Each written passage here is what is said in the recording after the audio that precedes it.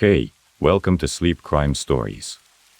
Before we begin, let me ask, where are you watching from, and what time is it there? A quick comment and a subscribe go a long way, it really helps. Now, turn down the lights, and let's begin tonight's case.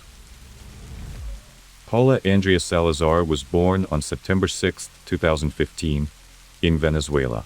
Her mother, Andrina Bermudos Malon, was from Machurina, Managas. Her father, Leonardo Salazar, was from Tucupitu, a town in the state of Delta Emisaro.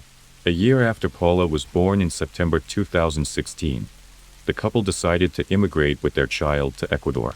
They were looking for a better life for themselves and their daughter. A month after moving to Quito, capital of Ecuador, relationship in the family deteriorated for a number of reasons. Andrina decided to break up with Leonardo and soon moved to Cuenca, the third largest city in Ecuador. She took Paula with her. In Cuenca lived the mother of her best friend, who kindly offered to let her and the girl stay in the house while they found another place to live and work. Leonardo, the girl's father, given the breakup and other circumstances, decided to return to Venezuela, to his hometown of Tucupitu, and after a while immigrated again, this time to Trinidad, Tobago. At that time, Leonardo had already been disabled for a long time. The man's left arm had been completely disabled after an accident he had suffered while driving a motorcycle at a very young age. Since the man could not use his left arm, it was apparently difficult for him to find a good job even in Ecuador's capital city.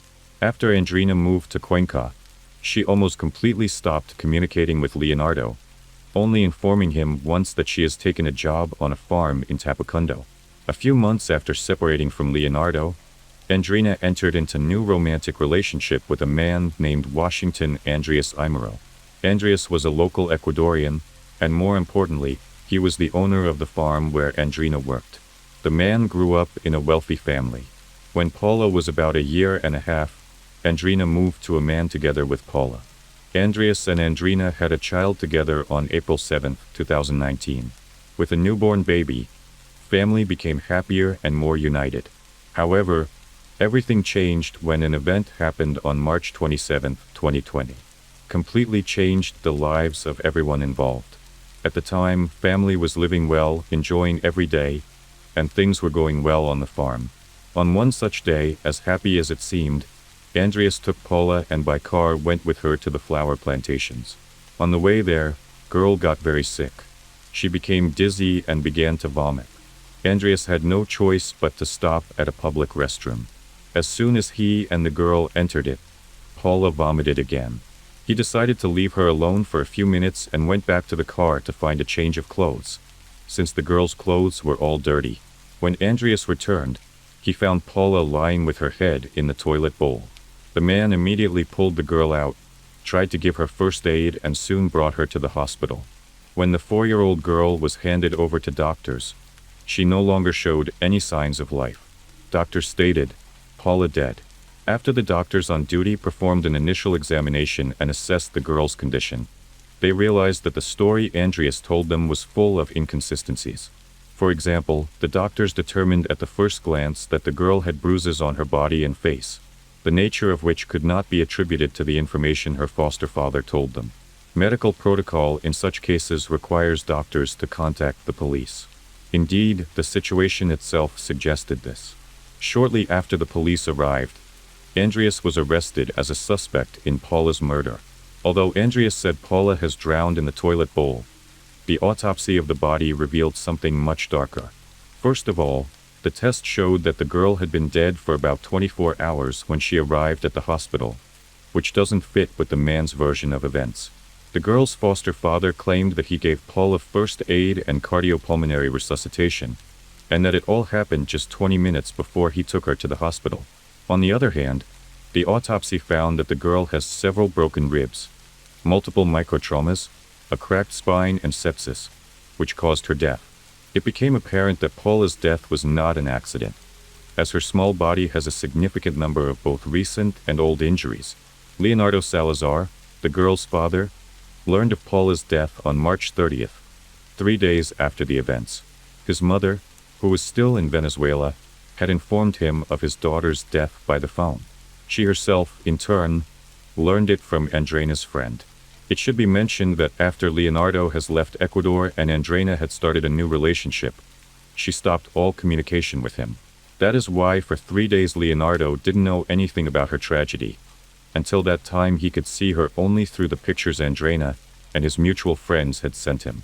In addition, Andreina blocked Leonardo in all social media, preventing him from communicating with Paula. She also cut off communication with almost all of Leonardo's relatives. Andreina even turned almost all of their mutual friends against the girl's birth father, telling them about his lack of desire to communicate with Paula, and so Leonardo was able to learn of his daughter's death. However, Andreina's family informed him of an alternative cause of death.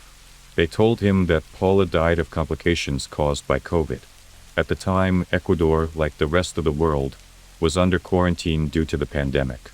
At the time, however, there were virtually no deaths from the coronavirus in the country. Leonardo was undoubtedly very suspicious that his daughter might have died from COVID, so he immediately began researching statistics on death from the virus in Ecuador.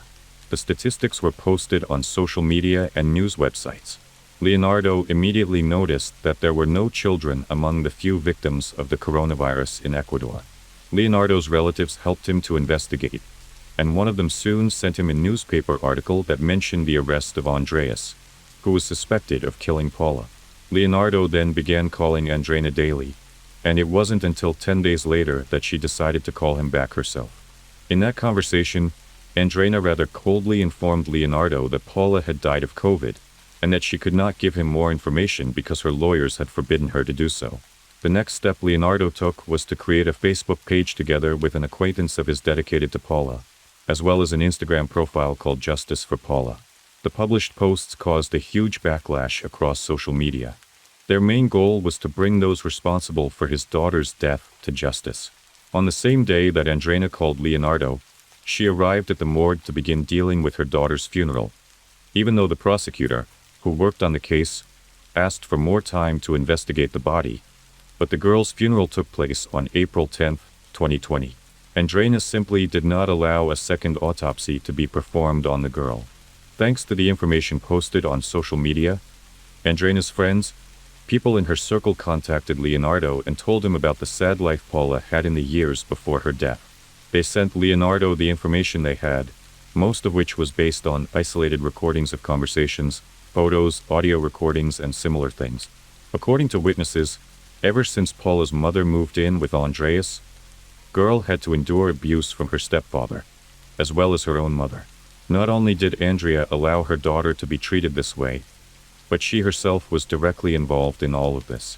Everyone said that they only saw Paula happy and cheerful when she was playing alone. In the presence of her stepfather, the girl looked depressed, acted shy, and became suddenly very frightful. At one point, the little girl told people she knew that her mother and stepfather beat her because if she misbehaved. One day she even confessed that as punishment. Andreas pushed her and she hit her head on the wall. Paula called her stepfather nothing less than a monster and was undoubtedly very afraid of him. The little girl constantly had nightmares, and as a young child she already suffered from insomnia. The couple initially preferred that the girl, who was 2 years old at the time of moving into the stepfather's home, sleep alone. When falling asleep, she often cried, but no one paid any attention to her. In addition, her mother and stepfather forced her to tuck in on her own, without help. Moreover, her mother, Andreina, had been teaching her how to cook since she was 2 years old. This was something out of the realm of reason. Paula was forced to cook her own breakfast and dinners, because her mother liked to sleep in the mornings and take a break from the baby in the evening. She simply didn't want to take care of her daughter. Not only that, Andreina was not bothered by the fact that the girl has to cope with baking oven by herself, despite the dangers. At the preschool, where mother had placed Paula, girl constantly complained of pain in her legs and back and often stated that she could not walk.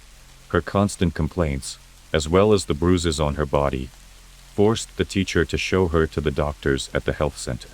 After an examination, they concluded that the girl was being mistreated in the family. The girl's teachers then called the special police organization so they could investigate the girl's abuse in her family. Officials took up the case and decided to send the girl somewhere she could be safe while the investigation process was underway. As a result, on October 16, 2019, Paula was temporarily transferred to her uncle, Andreina's brother. A hearing on the case was set for December 4, 2019. Unfortunately, the teachers who were supposed to testify never showed up. For whatever reason, they were unable to attend this hearing. As a result, it was decided to schedule a retrial for February 27, 2020. But even this time, Paula's teachers simply did not show up. The court was forced to dismiss all charges against Paula's parents, and then she was returned to her mother. Exactly 1 month later, on March 27th, the girl died.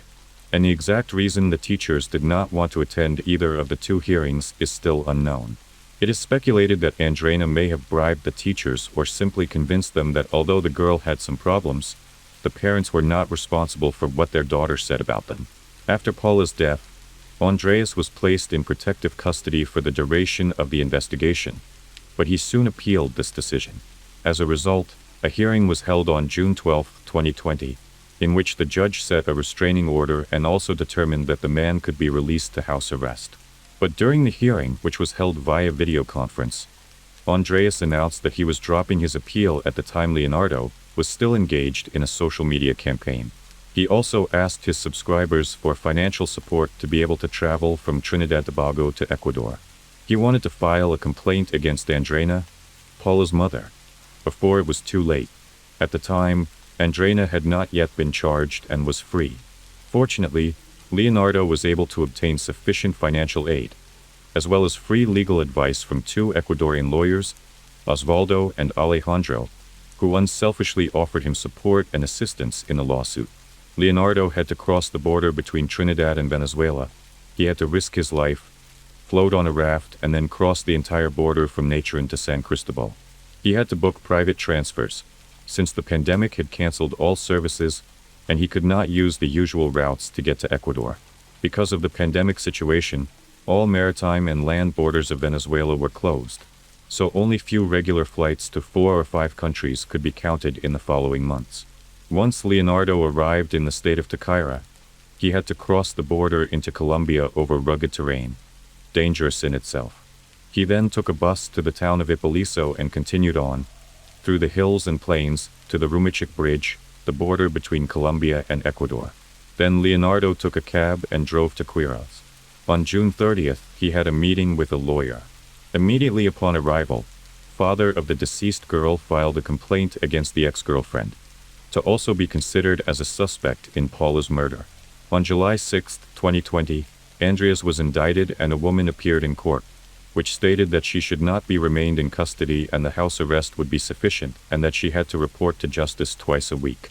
As a result, both Andreas and Andreina were charged with murder, the maximum punishment for which in the Ecuadorian Penal Code was about 13 years in prison. In November 2020, the first hearing in the case was held. At the time, a specific date for the start of the trial was still to be announced. During the hearing, Leonardo's attorney spoke to their concern about Andreina's possible escape, as she had previously attempted to take her own life with pills. They also applied for Andreina to be fitted with an electronic monitoring bracelet. The judge decided to grant the lawyer's request and also reduce the number of days the suspect had to appear in court to once a week instead of 2. However, a few days later, Andreina demanded to reconsider the decision of the necessity of wearing an electronic bracelet. On November 16th, another hearing was held to reconsider these decisions. Undoubtedly, all these details delayed the trial, but fortunately, the judge was able to set a date. It was set for December. The trial of Andreas and Andreina did not receive extensional media coverage. However, much of the information somehow made its way onto social media. And yet, because of the pandemic, which was a major topic in the information field, some of the facts went unreported. The trial began on January 14, 2021. At the time, there still wasn't any decision made about Andreina's alternative ways of imprisonment, and Andreas was held in the regional detention center. The trial was held behind closed doors, and no representative of the media was present. In addition, some of the participants connected to the hearing via video link. According to the doctor who performed the autopsy on the girl, Paula had nearly all of her spinal discs rebuilt. Some of her ribs were broken, and some had already fused. This meant that the girl has broken ribs before, which had eventually healed on their own. She also had nail stigmata, a condition in which the nails grow into the skin, bruises and scratches on her face and body, fluid accumulation in her lungs, scars on her head and lacerations on her colon. According to the assessment, it was the later injuries that caused the infection to develop and gradually lead to sepsis, which ultimately caused death. The autopsy report also confirmed that by the time Paula was taken to the hospital by Andreas, she had been dead for about 24 hours. The amount of internal and external injuries reflected the level of cruelty to which the little girl had been subjected, as well as the level of carelessness shown by her guardians, who had never once taken her to the doctors. On top of this, the girl was malnourished, underweight, and too diminutive for her age, with mineral and nutritional deficiencies.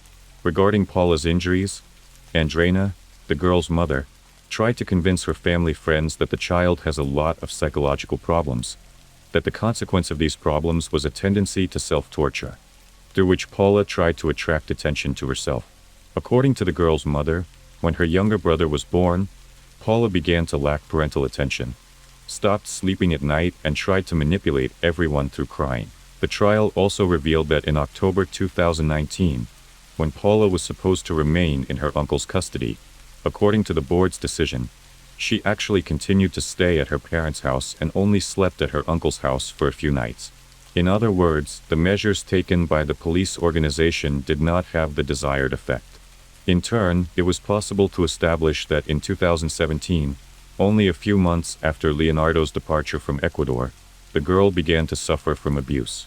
It most likely began immediately after Andrea entered into relationship with Andreas. The trial was attended by more than 40 witnesses of the accusing party, who were able to confirm the fact that Paula had to endure abuse for at least 3 years of her short life. At the last hearing, before the judge handed down the verdict, Andrea stated that she took sole responsibility for the child's abuse. The woman claimed that she herself had beaten Paula with a belt and at times with her fists. Through this statement, the girl's mother actually attempted to remove blame from her man. She said directly that he was innocent, that he had nothing to do with it, and that he had never mistreated Paula. Andrea also stated that she chastised her daughter for causing her problems with her new husband. Breaking up with her new husband meant being back on the street and losing the financial stability she could only have around this man. Taking care of her daughter was her last priority. After becoming acquainted with Paula's life situation, the judges were concerned about the couple's newborn son, but it's safe to say that this child, unlike Paula, was never abused. It must be said that Andreas has indeed chosen to exercise his right to remain silent and has never made any statement about the incident since his arrest. By the February 3, 2021, Paula's trial was finished and the couple was sentenced. Both defendants were found guilty of murdering the girl. The maximum sentence for this crime is 13 years. Leonardo's original attorneys and the accusing party demanded exactly the maximum punishment for the perpetrators. But the chief judge decided to take into account an aggravating factor, namely that Paula was only 4 years old, which means that she could not defend herself against her attackers. As a result, the judge sentenced Andrea and Andreas to 17 years and 4 months in prison. According to Ecuadorian law, the convicts have 3 days to appeal the verdict, so the couple was expected to appeal immediately. Even though Andrea was sentenced to 17 years and 4 months in prison, she still remained on house arrest and not went to jail. The fact is that the woman used her opportunity to appeal, so now the higher court needs to confirm her sentence for incarceration. In the meantime, the woman continues to comply with the measures that were originally taken. This is not the case with Andreas, as he was arrested at the time of his appearance at the hospital with a dead girl. Undoubtedly, the fact that Andrea is still at large is causing public indignation and anger, most importantly, the anger of Leonardo, who is worried that the woman might take advantage of the situation to escape justice.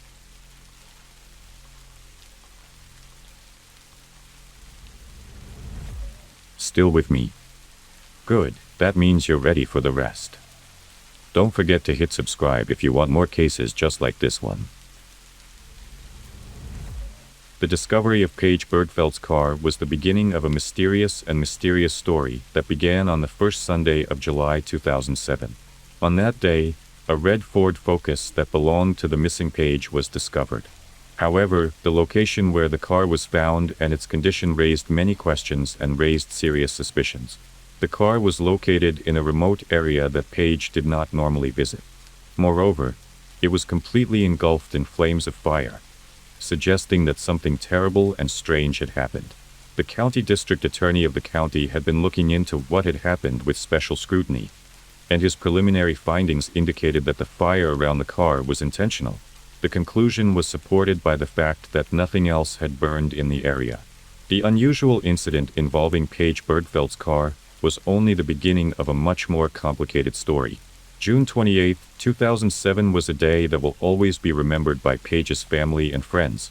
On this ordinary day, the young woman left her 3 children with friend Carol Linder home and left early in the morning. Nothing portended trouble, and no one could have imagined what would soon happen. Paige was a responsible mother and always called or came to pick up her children on time. Morning came, but Paige never returned to pick up her children. Attentive friends and relatives began trying to contact her, but all to no avail. 8-year-old Jez, the eldest of her children, took the initiative in searching for the missing woman. After sending several messages to her mom's phone and getting no response, she insisted on searching. With Carol, they went to the police station, where Jez reported that her mom had not returned for her. This call to the police was a key point in the beginning of the police investigation in search for Paige Birdfeld. With each passing hour, the concern of Paige's loved ones only grew. The community was shocked by this mysterious disappearance, and many were willing to make every effort to help in the search for Paige. Thus began a massive public search operation to return this young woman to her children and loved ones. That same day, the missing woman's father, Frank Birdfeld, received a disturbing call from an official with the sheriff's department. The message was brief and shocking. His daughter had disappeared. It became clear to Frank that something serious had happened. He tried to contact Paige, but there was no response. Terrified and desperate, Frank called his oldest son, Craig, who was on the other side of the country. Craig didn't hesitate to buy a one-way ticket and arrived in town, ready to help in the search for his sister. Family and loved ones joined forces with police and volunteers to begin a massive search. People from different neighborhoods began searching for Paige, combing the surrounding area, checking every corner where they could find any trace of her whereabouts. The police began scrutinizing Paige's history with her loved ones to see if they had anything to do with her disappearance. Of course, authorities turned their attention to Paige's relationship with her first husband, Howard Bigler. The story of that relationship began during her high school years. After graduating from high school, Paige enrolled in nursing school at the University of Florida, where she met a young man named Howard Bigler. Their feelings for each other proved to be mutual, and they began dating. After successfully earning her nursing degree, Paige returned to Colorado. There, she continued to live with her family, but after some time in 1995, she and Howard Bigler got married. At first glance, the spouses seemed to be a happy couple. They had many common interests and views on life. However, there was one significant rift in their relationship that eventually led to divorce. Paige dreamed of a child and wanted a family. However, Howard did not share her desire. The issue became a cause for arguments and conversations on numerous occasions. None of the attempts to find a compromise was not successful, and in 1997, the couple decided to part ways. Nevertheless, despite the divorce, their connection was strong, and the former spouses remained friends. Paige later married Rob Dixon, but their marriage also ended in divorce. After her divorce from Rob, Paige resumed communication with Howard. The missing woman's first husband claimed that he was one of the last people to see Paige alive. On the 28th, they met up in Eagle County, Colorado. It was due to personal business. There they spent Thursday together. The former spouses then returned to their respective cities. Howard confirmed that they continued to communicate by phone after the meeting. Also, upon learning of Paige's disappearance, Howard immediately contacted emergency services. While speaking to the operator, He expressed his deep concern and belief that something terrible had happened to Paige. He noted that she would never leave her children without a good reason. The phone recording was corroborated by cell tower data, showing that on the day Paige disappeared, Howard was in the Denver, Colorado area, which is several hours away from where she disappeared. This gave police officers reason to remove Howard from the list of suspects. Police began to scrupulously examine Paige's relationship with her second husband Rob Dixon, and quickly uncovered many events that raised questions and warranted further investigation. It turned out that during their marriage, Paige had reported Rob to the police twice for harassment. After her divorce from her first husband, Paige took a job at a strip club in Denver, where she met Rob Dixon. The man was a wealthy man who had inherited a large fortune through his family's business. Having fallen in love with each other, Paige and Rob did not hesitate and in 1998 entered into marriage. The family settled in a luxurious home in Colorado, where Paige fulfilled her dream of becoming a mother. A few years later, the couple already had 3 children, which became for the young mom the most important thing in her life. The first years of marriage seemed happy. Paige and Rob were immersed in the world of luxury, leading a well-to-do lifestyle. Suddenly, however, things began to fall apart, and the reason for this was due to the financial difficulties Rob was facing. Some of his family's businesses had serious problems, and as a result, the economic situation in the family deteriorated so much that Rob was forced to file for bankruptcy. The financial collapse led to a deep family crisis. By 2004, family tensions had reached such a point that Paige contacted emergency services twice. The first time, she reported that Rob had threatened to kill her and the children, but by the time the police arrived, she and Rob claimed to have worked through their problems on their own. A year later, there was a second incident that was quite different. Paige reported Rob for assault, while claiming that he hit her while she was holding her youngest child. This time, Rob was arrested and charged with third-degree assault. He eventually pleaded guilty to 1 count of molestation, but the trial was dismissed and Rob avoided jail time. The relationship between husband and wife was getting worse, and they decided to separate, after which Rob moved to Pennsylvania. Investigators interviewed Rob in an attempt to establish his alibi for the day Paige disappeared. Rob claimed that he was in his home and could not have harmed her. Ruling out his involvement in the disappearance, investigators could not. Rob eventually joined the search and was very active in trying to find Paige. Investigating officers spared no effort in an effort to find any clues to unravel this mysterious story and track down the missing mother. One of the first steps was a thorough examination of Paige's car. Based on the assumption that evidence could be found in the car that would help locate the woman, or at least understand what happened to her, Sergeant Weiler of the County Sheriff's Department said that arson is often used to destroy potential evidence. However, an examination of the vehicle provided experts with very valuable information. The driver's seat had been pushed back as far as it would go, indicating that the last person to drive the Ford was a tall man. Paige was short and couldn't have reached the pedals from that distance. In the trunk of the car, they found the missing woman's notebook, from which pages from June 26th through June 29th had been torn out. With each passing hour, the search for Paige grew more desperate. A few days after the burning car was discovered, a random driver stopped on a highway southeast of town for tire problems. A checkbook lying nearby caught his eye and he immediately reported it to the authorities. While investigating that stretch of road, medical records, insurance cards, and other items belonging to Paige were also found. Sergeant Weiler discovered that several pages in the checkbook had been torn out and the items were scattered a considerable distance apart. Most significant, however, was a business card found on the road. It became the key to revisiting the investigation. It turned out that Paige led a secret life that her loved ones had no idea about. According to the business card, the woman was an escort under the alias Carrie.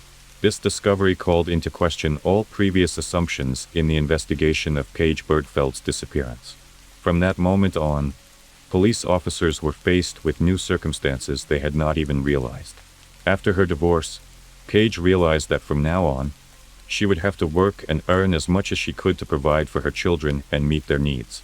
She took a determined approach and started her own children's clothing business.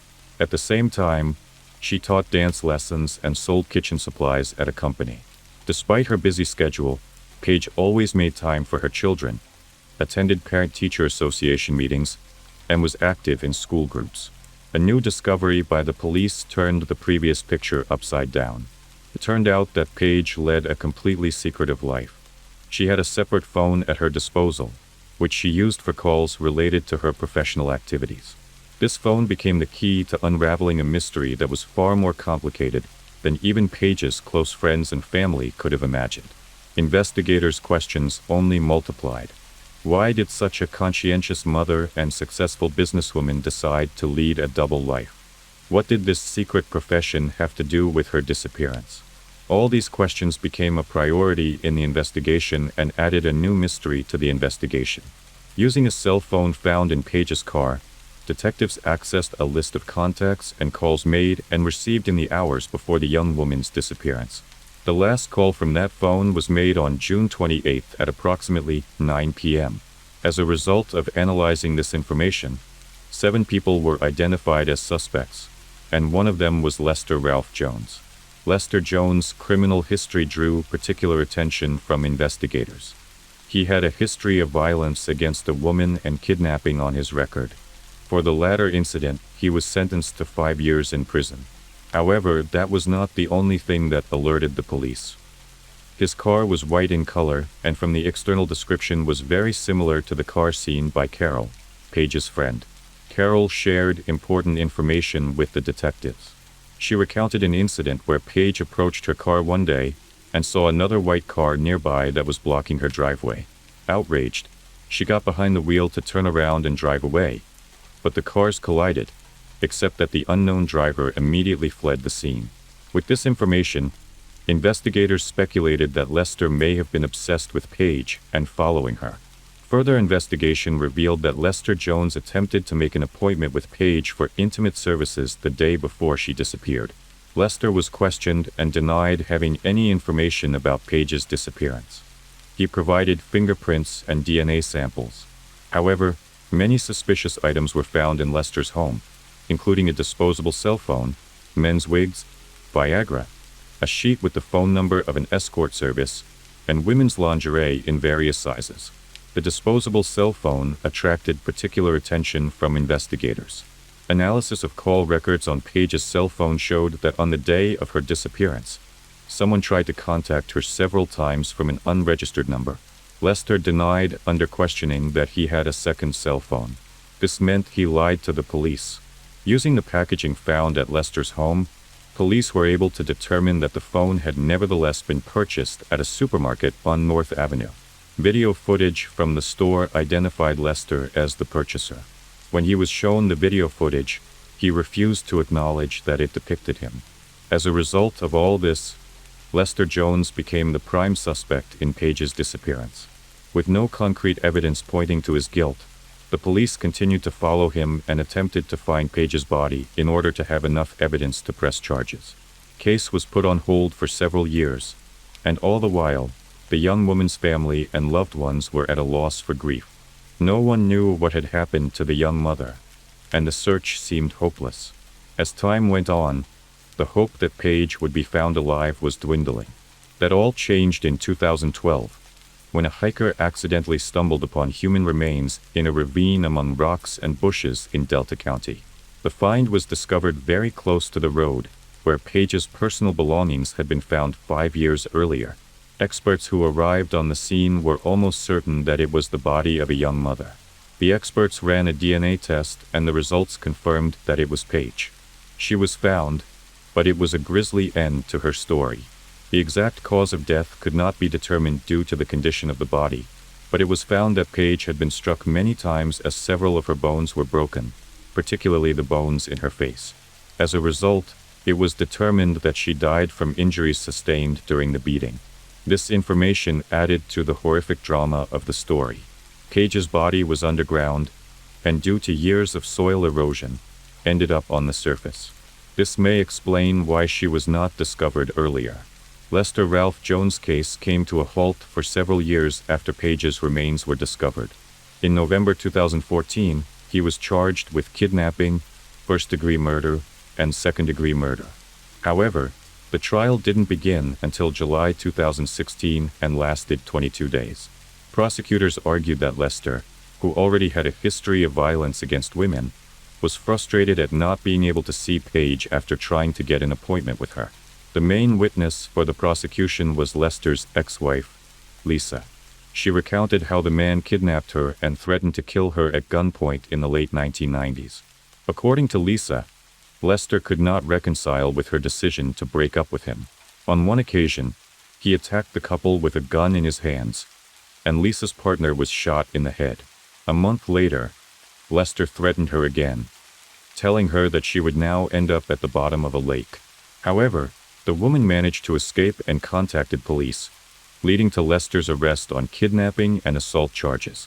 Lester's defense attorneys tried to argue that the police detained an innocent man and suggested that Paige's other potential clients may have also had a motive for the crime. However, they did not present convincing evidence linking other individuals to the murder. Lester's current spouse also appeared before the jury and argued that although he used an escort service, she did not abandon her husband because of her faith. However, she did not provide him with an alibi and identified him from a surveillance video at a supermarket where Lester was buying a disposable phone. On September 9, 2016, the jury was unable to reach a unanimous verdict, and the first trial was declared a mistrial.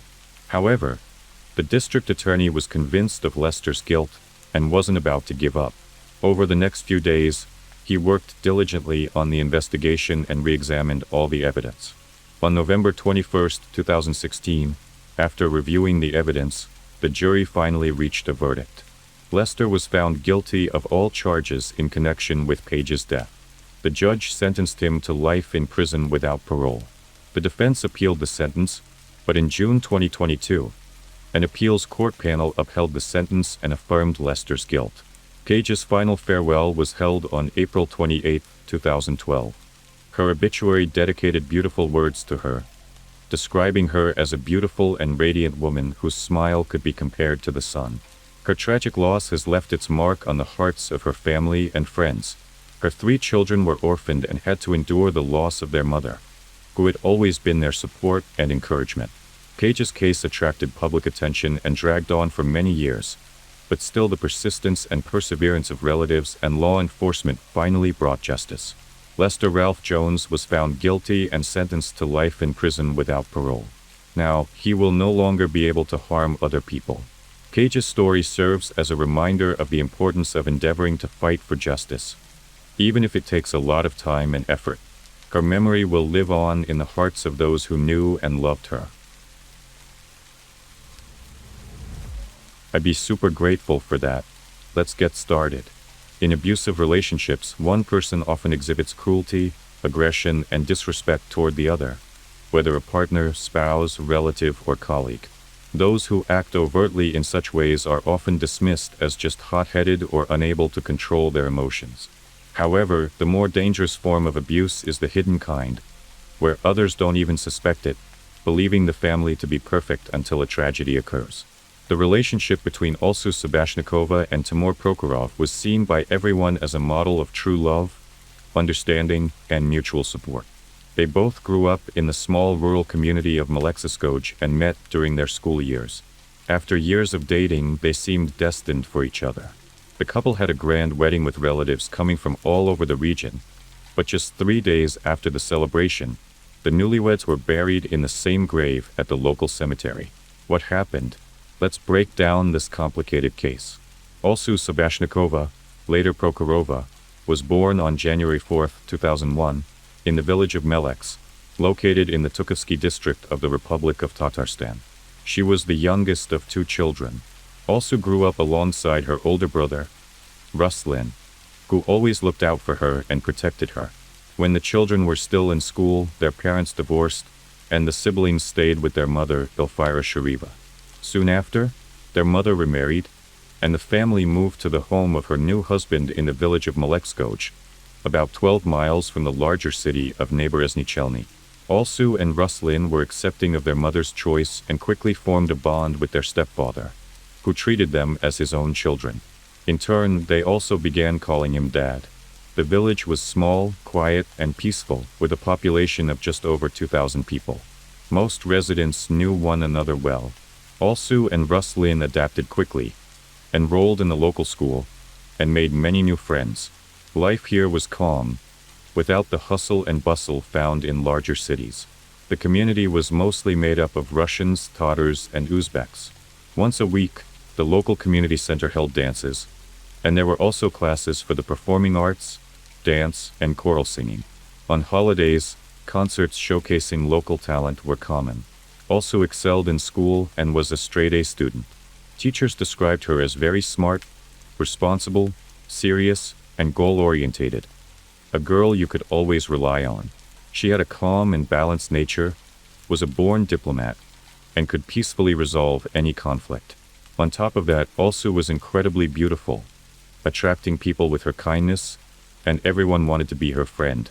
Alsu's closest friend, from childhood until her tragic end, was her paternal cousin, Sabrina Sobashnikova. Sabrina was 3 years younger than Alsu, but the girls never seemed to notice the age gap.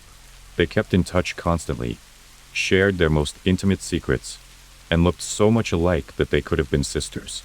Unfortunately, they would both share a tragic fate in the end. From a young age, Alsu experienced serious health challenges. She contracted a severe viral infection that led to complications with her kidneys.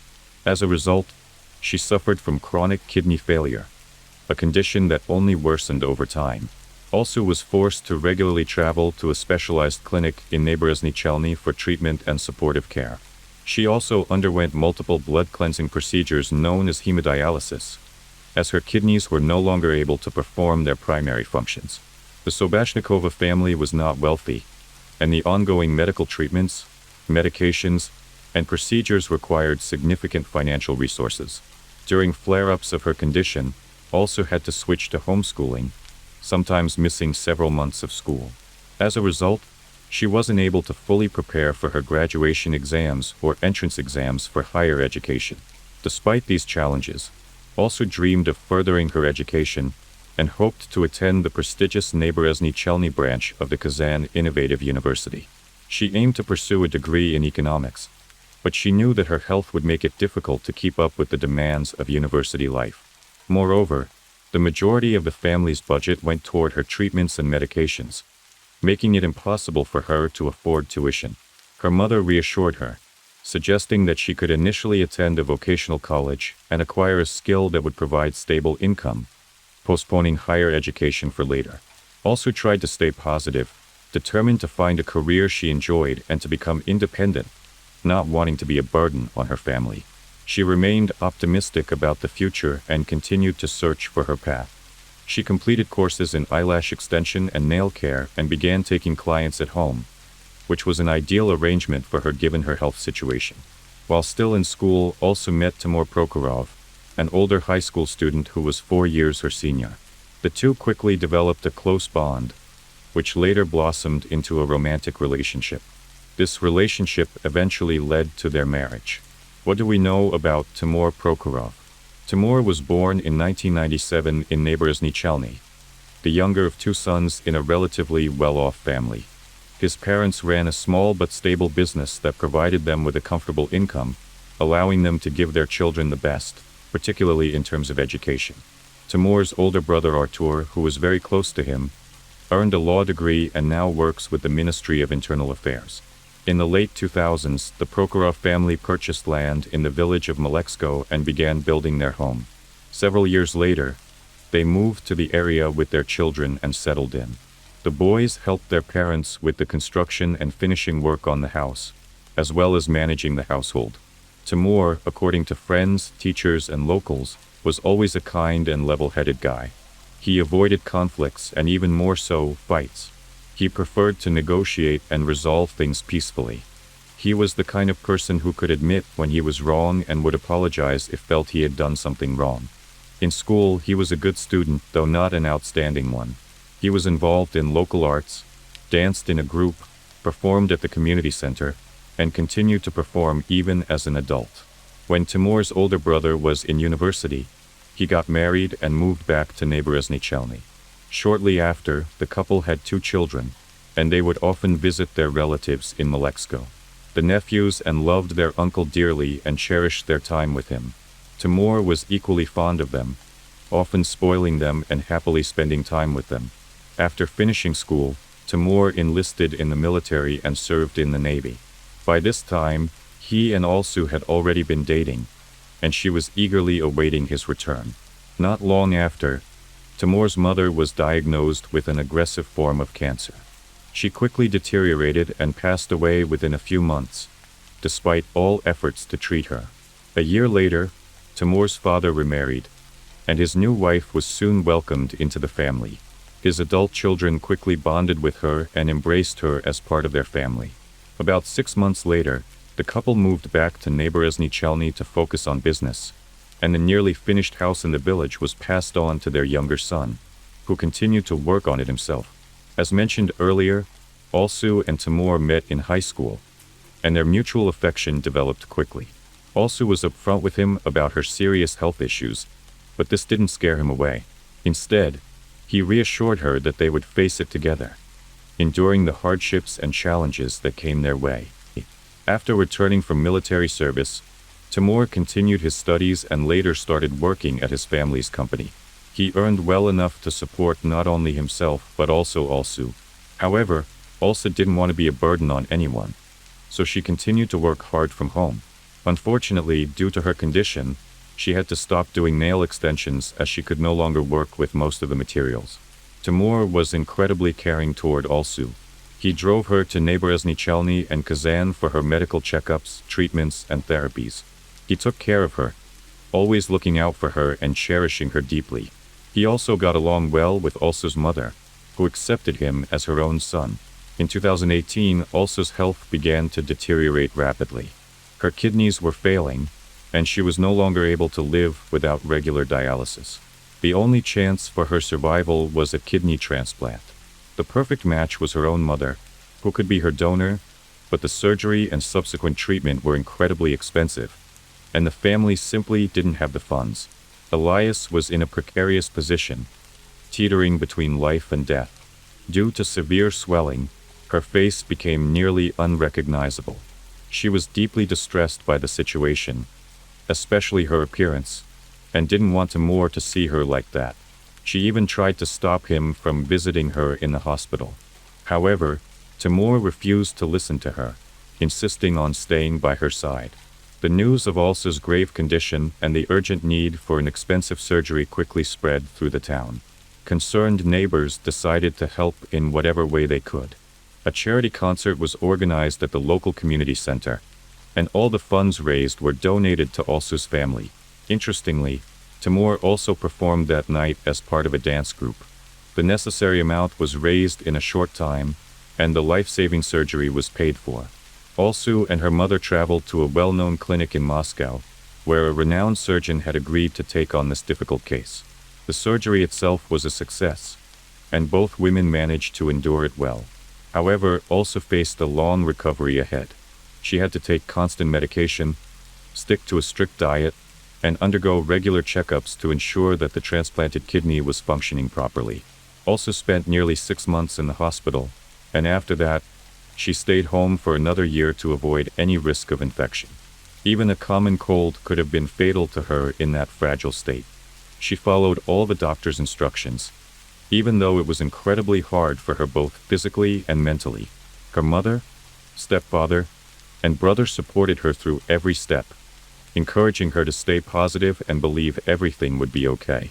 They were also deeply concerned about her relationship with Timur. Not every young man could accept and cope with his partner's health struggles. If Timur had decided to leave at any point, no one would have blamed him, but he was resolute in his decision to stay with Alsu. During Alsu's illness, Timur practically lived at the hospital, staying by her bedside, and then at her parents' house.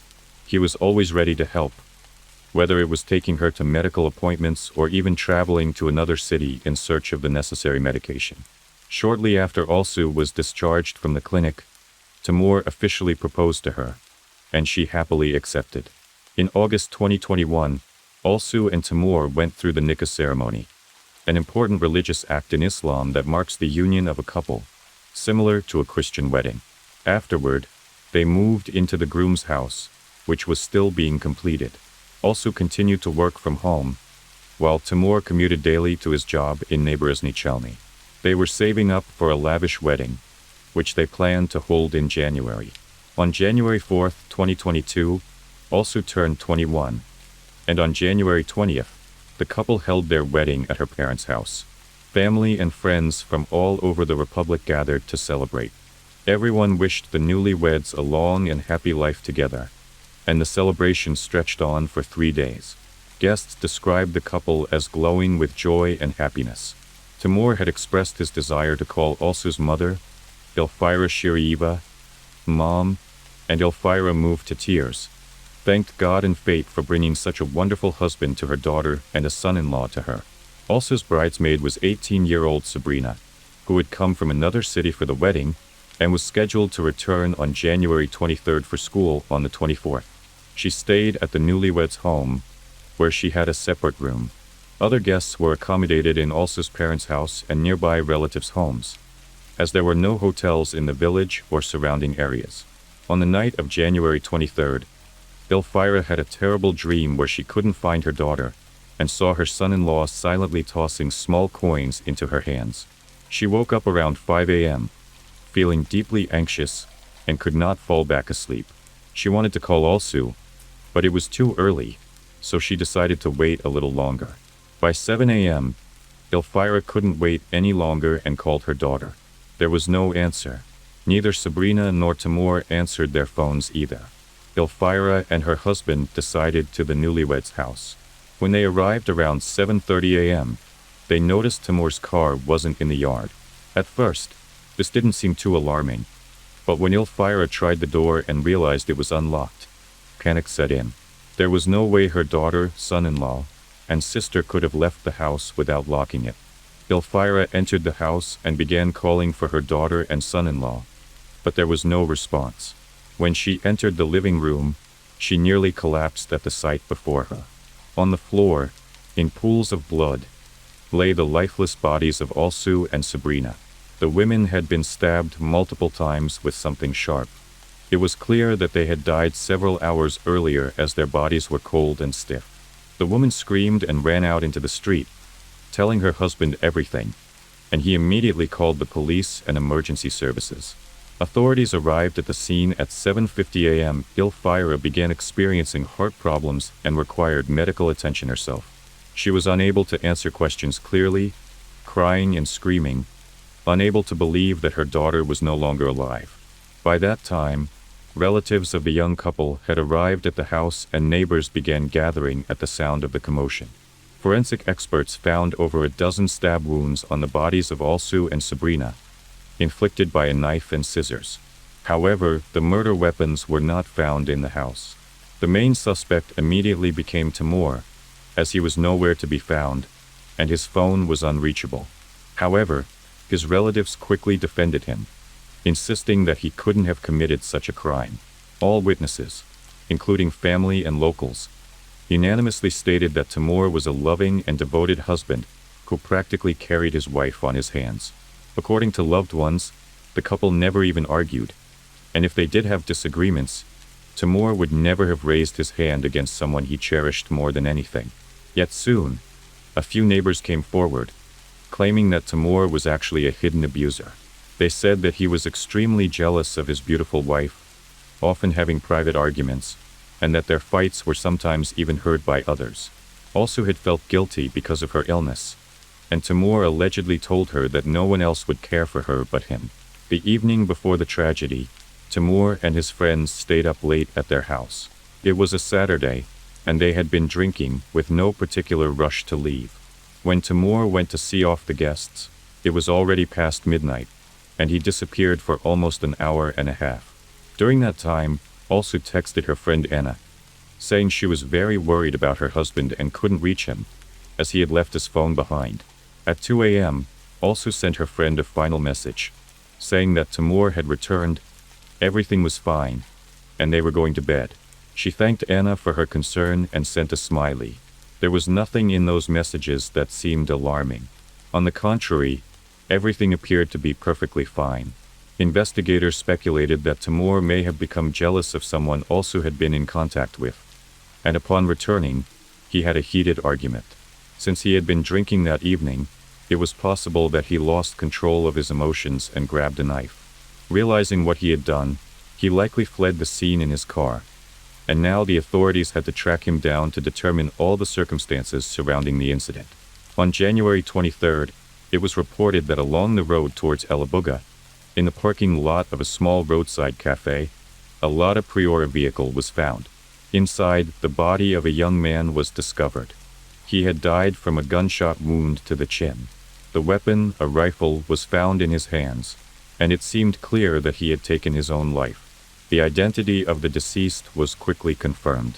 He was 25-year-old Timur Prokhorov, who had been wanted for questioning in connection with a double homicide. It was later revealed that the rifle belonged to Timur's father and had been kept in a secure safe in the home where Timur lived with his wife. It appeared that Timur had taken the weapon with him when he left that night, likely already knowing that he intended to end his life.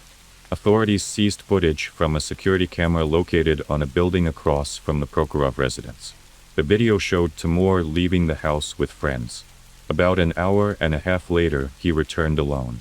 However, he did not appear in the camera's view after that. It is important to note that the camera was focused on the street, so it was possible that Timur left and drove in the opposite direction, out of sight of the lens. One of the witnesses recalled that on the night of January 23rd, a local club was hosting a dance event. The club was located near the Prokhorov house, but the newlyweds did not attend, as they had guests over. At one point, an unfamiliar car drove up to their house, but soon left. The following morning, after news of the tragedy spread, two young men came looking for Timur. Upon learning of what had happened, they quickly left. No one was able to describe them afterward. As the investigation continued, a 47-year-old massage therapist from Naborozni Chelny surfaced in the case. It was later revealed that she also provided intimate services at her home.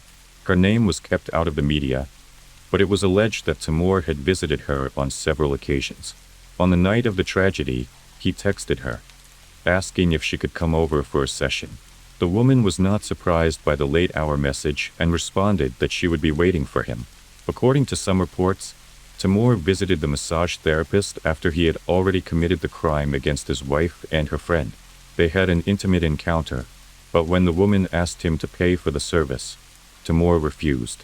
She threatened to report the incident, but instead of backing down, he became angry, insulted her, and hit her several times before leaving. The woman later went to the police, filing a report about the physical assault and claiming that Timur had also sexually assaulted her. However, for reasons that remain unclear, she later withdrew her statement. There were rumors that Prokhorov's relatives, who were well connected, including within law enforcement, had managed to settle the matter. They allegedly ensured that the massage therapist's identity remained a secret, and she never spoke again about her connection to Timur, nor about the abuse she had suffered at his hands. There were speculations that Timur had visited the massage therapist before the incident. This could potentially explain his long absence that night. After returning home, an argument about jealousy might have ensued between him and his wife.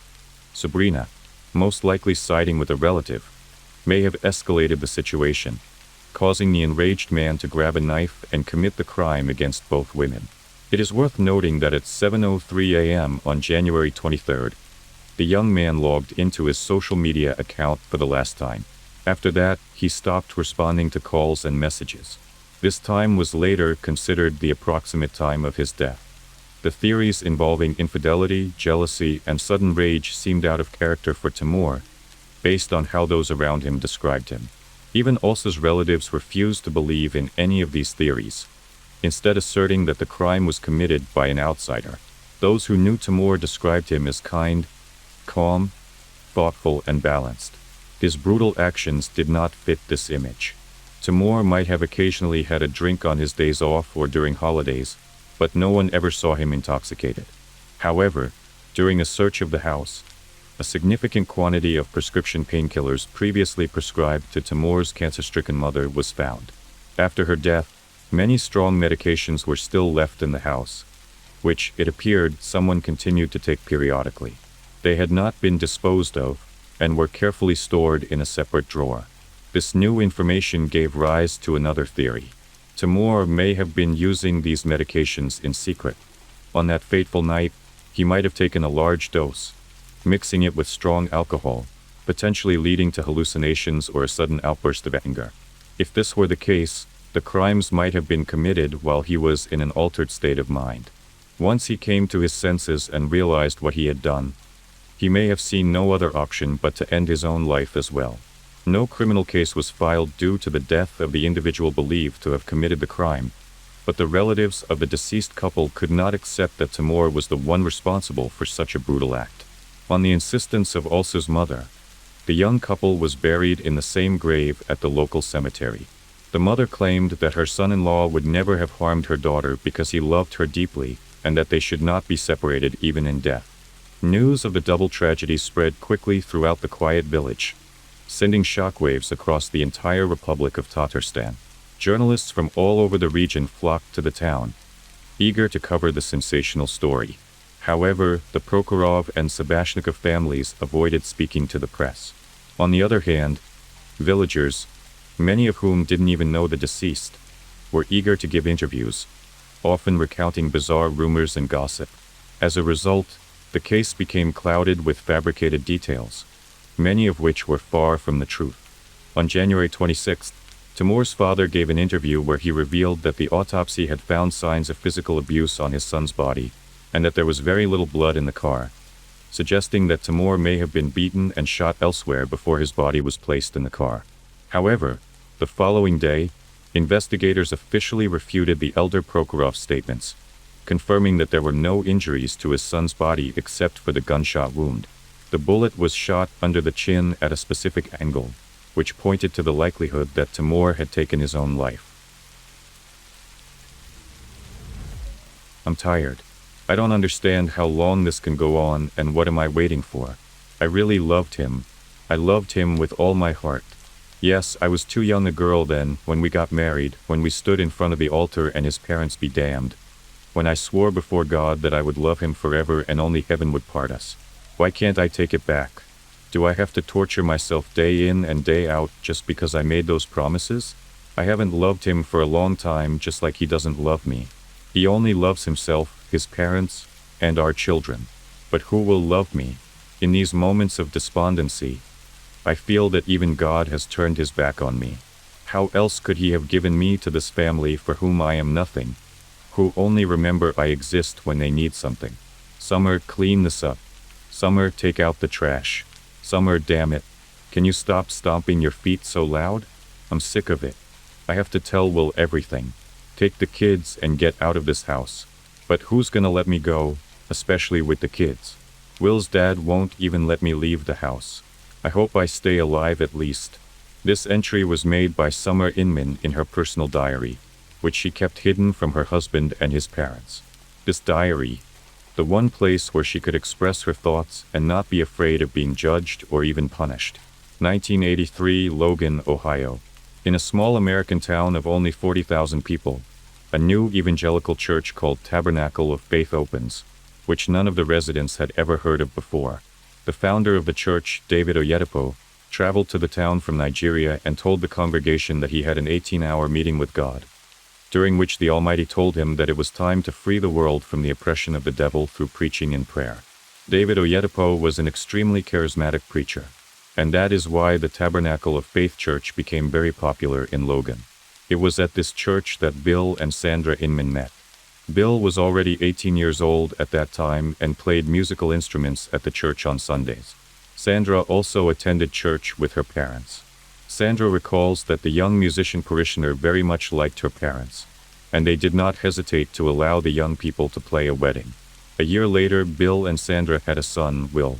According to family traditions, Will was born with his parents, went to church, and when he was 17 years old, then just like his father, met in the Tabernacle of Faith with a very young 15-year-old summer cook. Only with marriage young people were not in a hurry, and waited until Summer was 18 years old. In 2004, after their wedding, Will's parents insisted that the young people lived with them. Summer did not like this idea, of course, But her husband was very dependent on his father and could not cross him. So she left her parents' house and moved into the house of the Inman family. That same year, another turning point in the Inman family's life occurs. Bill creates his own flock and remodels the family garage, formerly used as a workshop, into a self-proclaimed church. From Summer Inman's diary, Will's father has changed a lot. I literally don't recognize him. Tonight at family dinner, he told us that he hears the voice of God in his dreams, and that he wants to share this revelation with others for their own good. Will himself seems to realize that his father is becoming a religious fanatic. I've seen him roll his eyes, but what can he say against it? Yes, indeed, to some, like Summer, Bill Inman's idea may seem delusional. But locals came to his garage in droves, prayed, listened intently to their leaders' speeches, and even made donations. In 2005, Will and Summer had their firstborn son. They named him Alex. But right after the baby was born, everyone realized that their family was in huge financial trouble. The women were forbidden to work anywhere. They were obliged to do only household chores, and 4 adults and 1 infant cannot live only on donations from parishioners and on Will's rare part-time jobs. At a family council, Bill said they were moving to Florida. In Florida, Bill and Will did construction work while the women still stayed home and raised baby Alex. From Summer's diary, not much changed with the move to Florida. All day Will and his father disappear at work, and Sandra and I stay home with Alex all day and night. When is Will going to grow up and be on his own? I don't think I can wait for that. Having come to the conclusion that in Florida a lot of money cannot earn, Bill Inman decides to return to his native state.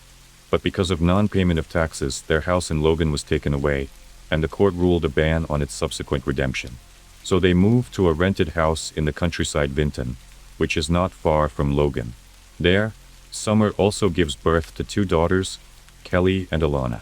From Summer's diary, we still don't have any money. Will wants me to have 12 children for him. I sometimes laugh in his face, which he takes offense to, and sometimes even stops talking to me. In 2010, Bill Inman, now officially the leader of Tabernacle of Faith Church, and together with his wife Sandra, they register a non-profit organization called Mercy Ranch. A bright idea is born in his head, to build on behalf of the church a home for orphans, widows, and the homeless. But naturally, there was no money for the idea. However, the new leader found a way out of this situation. He invented a lottery, according to which the winner will win $200,000, and the remaining 99 people will receive no less valuable prizes. The remaining funds would be used to build the house Bill dreamed of. Television and radio ads were run, and Bill himself even went door to door at first, asking residents to participate in the charity lottery. The result was stunning. Bill Inman managed to raise $1 million. The grand prize drawing was scheduled for September 2010, but as you may have guessed, no drawing took place in September. Just like it didn't take place in October or November, Bill Inman simply defrauded the people who trusted him, and he had no plans to return the money to anyone either. It is during this period that Will's father hires Adam Peters to take care of the landscaping on their property, as well as other household chores. Adam sees Summer all the time and begins to feel sympathy for her. What he doesn't realize is that Summer and Will are having a crisis in their relationship. Nevertheless, he does not give up and gives the young woman signs of attention. After a while, Summer filed for divorce. She took the children and went to her parents. There she got a job for the first time in her life, a cleaner at the bank. Unfortunately, because of her early marriage and constant confinement in the Inman home, she had no education and no work experience other than raising children, so Summer didn't expect to get a better paying job. But deep down she was glad even that, because for the first time in many years she felt independent, and for the first time nobody told her anything. Despite her resentment toward Will, she didn't mind her father seeing the children as much as he saw fit. The children, in her opinion, needed their father as much as they needed their grandparents. Indeed, Bill Inman, despite his tyrannical character, treated the children very affectionately and caring. To deny this was foolish. One day in December 2010, a bailiff came to the Inman house and ordered the family to leave the house for non-payment of rent. Summer found out about it, and so she went over to the house to pick up all the things she hadn't had time to pack when she moved in with her parents. It was scary to show up at a house where she was now considered a traitor, so she called Adam to help her with the packing. When the Inman family saw that Summer had arrived with her new lover, they wouldn't let anyone in the house. They hurled all sorts of curses at them, and promised that all of Summer's belongings in the house would be burned in the backyard. Even the police couldn't help with the conflict, as well attacked and even beat up a policeman who arrived, while Adam, who was shocked by what he had seen, shouted that he would find him and kill him. That same day, Summer decided to file a report against her husband. In it, she pointed out that Will had never been the same, that it wasn't until after the wedding that he became in complete control of her. Her calls, texts, emails, he even controlled her lunchtime and how much she needed to eat, how much time to spend in the shower, and how much time to be outdoors. Periodically, he even took her phone away from her, and Summer could be out of touch for a week, even with her own parents. He also admitted to her that he wanted to find a second wife, and without hiding from Summer, he registered on dating sites, where he posted intimate photos of himself, and openly corresponded with other women. In her diary, Summer often wrote that she wanted to divorce Will, but was afraid. This fear was understandable. Will had warned her numerous times that if she divorced him, he would shoot her. The police took a statement from a frightened Summer, who had harbored the fear for so many years, and came to the Inman home again. When questioned, Will answered yes, he took his wife's phone away from her, but only so she wouldn't talk to her lover 24 hours a day. Yes, he watched her diet, but only because he cared about her health. His answers didn't seem credible to the police, and they forbade him to go near his ex-wife, and he also received a fine and probation for this behavior. The Inman family could not ignore such, as it seemed to them, abuse of their son, and they in turn wrote a response, but already on Adam Peters. In their statement, they pointed out that when he worked in their house, he showed an unhealthy interest in Summer's young children, and that the subsequent presence of children in his company could end badly. Their fictions, of course, were not confirmed. After that, the worst thing in Summer's life happened. Close to midnight March 22, 2011, Summer was finishing her work at the bank, which is in the heart of Logan. The branch itself had closed by then, and all she had to do was clean up her workspace, dusting and taking out the trash. She'd texted Adam to tell him that she didn't have much time left, and that she'd be home soon. It was already 12 o'clock at night. Summer was late, although she had never been late before. Adam was beginning to get seriously worried. There was no telling what this Will might be up to. Peters decided to meet Summer. By then, the doors to the ward were locked. No lights were on in the windows, which meant Summer wasn't there. Adam walked around the building but didn't see anyone. So he went to the dumpsters where the young woman was hauling the trash bags that had accumulated all day. She wasn't there either, but near the bins he found Summer's things. Her purse, her cell phone, and her red jacket, which was lying in the grass, a little farther away from her things. There was no time to hesitate. He immediately dialed the phone number of the police. The police arrived and did a search of the belongings, then knocked on the bank and interviewed the security guards, to which they said that Summer had gone home over an hour ago, and they hadn't seen her again. At the glow of the police car's lights, 3 people approached. As it turned out, they were witnesses to the kidnapping. The 2 women were out for an evening jog, and although it was already dark, they saw a white Ford drive up to the bank cleaner's house. 2 men in black masks get out and push the screaming woman into the back seat.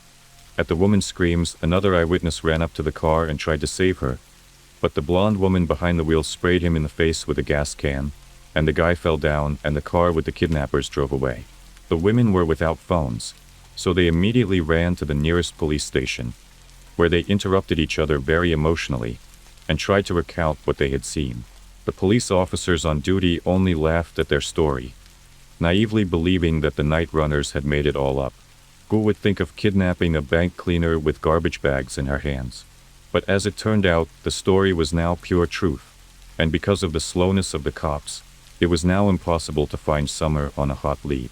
Like I said before, Logan is a small town. That's why the news of Summer's abduction by 3 unidentified men spread through the town overnight. By morning, proactive citizens had organized into groups to search for the missing woman. They scoured parks, vacant lots, abandoned warehouses, but Summer was nowhere to be found. A week before she disappeared, Well, Inman tried to contest his child support payments. According to the court order, he was supposed to pay $150 for each child. But since his monthly salary was only $500, he asked that the payment be reduced to $150 for the 3 children in total. Will also asked for full custody of his children, but this was denied by the court. Since Summer was not in contact with anyone because of her long reclusive life, the police suspicions fell only on the Inman family. They were found in the house of Bill's mother in a neighboring town. All 3 said that they had not heard anything about the disappearance, and on the day of the kidnapping they were in Cleveland, where they wanted to find a new home, but unfortunately they never got there, because their car broke down on the way, and worried that they could get stuck at night on a deserted highway until morning, they had to return to Logan. Besides, their past grudge against Adam resurfaced, and they began to blame everything on him. The car breakdown could neither be proven nor disproven, but during the interrogation, the police saw a white Ford in the yard, just like the one described by the witnesses to the kidnapping. At that time, a GPS receiver was taken from the car. During the inspection, it was determined that it had been turned off during the period of Summer's abduction. The police also decided to check the Inman family's cell phones, which revealed that the family had not left Logan that night. Police soon received additional information that at 7:30 a.m. the morning of Summer's disappearance, the white Ford had stopped by a car wash where all 3 of them, Bill, Sandra, and Will, were dry cleaning the interior. The whole family was detained and taken in for questioning. Bill, who was already being led away under the arms of the police, shouted to his elderly mother that they were not guilty of anything, that it was the work of the devil against whom he and his parishioners were fighting. At the police station, the Inmans, as if bewitched, repeated the same thing, and only when it became clear that they had no alibi and they were facing execution, Sandra took the blame. From Sandra Inman's testimony, kidnapping Summer was my idea. It was my idea, and I was driving the white Ford that night. Of course, neither of us planned to kill Summer.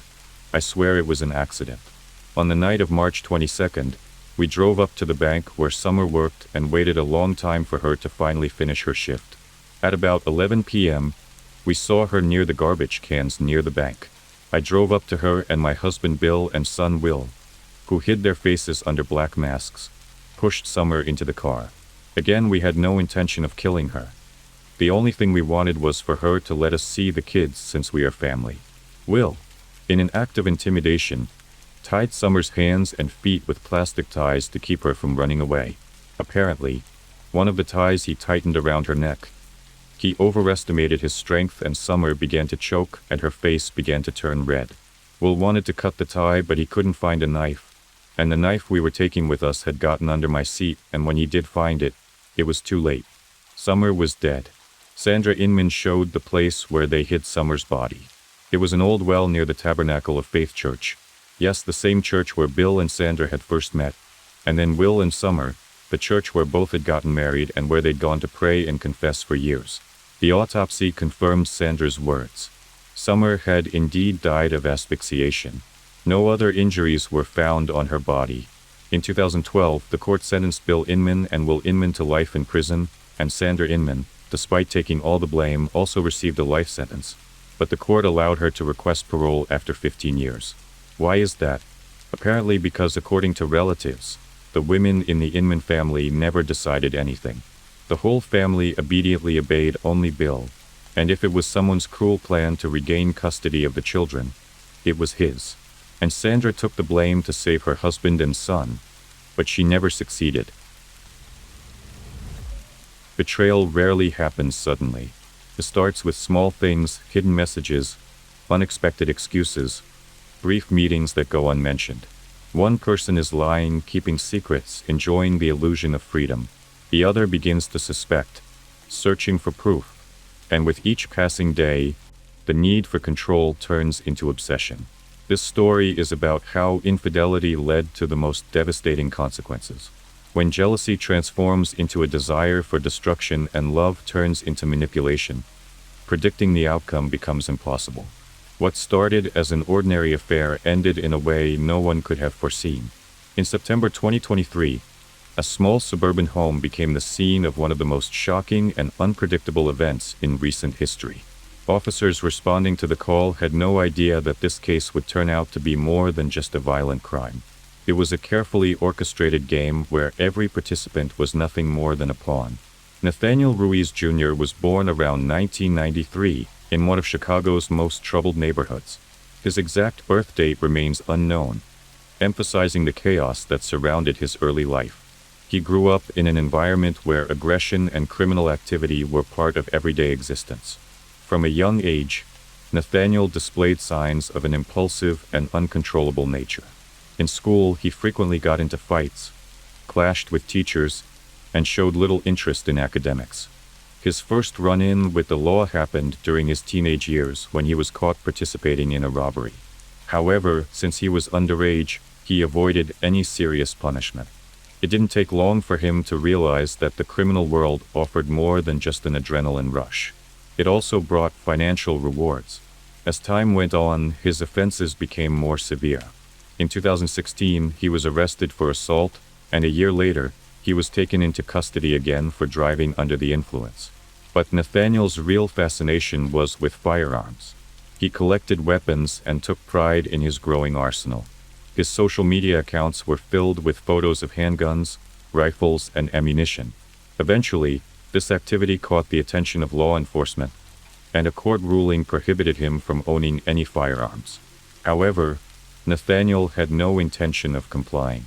Ignoring the restriction, he continued to acquire weapons through illegal means. Despite his legal troubles, he decided to start a business and launched a private security company. However, the operation was entirely illegitimate. He lacked the necessary license, and legally, he wasn't even allowed to carry a firearm. Nevertheless, he aggressively promoted his services on social media, posting photos of himself wearing body armor and carrying weapons. Linda Palomo was born on February 3, 1973. By the time she met Nathaniel, she was an independent woman, a mother of 5 and already a grandmother. Unlike Nathaniel, she grew up in a relatively stable family, but her personal life had been complicated. She married young, but the marriage didn't last. Left to raise her sons and daughters on her own, she learned to handle life struggles without relying on anyone. She worked multiple jobs to support her family and helped care for her grandchildren. Despite everything, she still longed for personal happiness. Linda was known for her strong personality. Her family respected her, though some found her overly strict. She liked to be in control, ensuring that everything happened on her terms. Betrayal was something she couldn't tolerate, and she expected unwavering loyalty from those closest to her. When Nathaniel entered her life, no one could quite understand what connected them. He was 20 years younger, had a troubled past, and a volatile temperament. Yet their relationship developed quickly. Their meeting was purely coincidental. Some say they met through mutual acquaintances.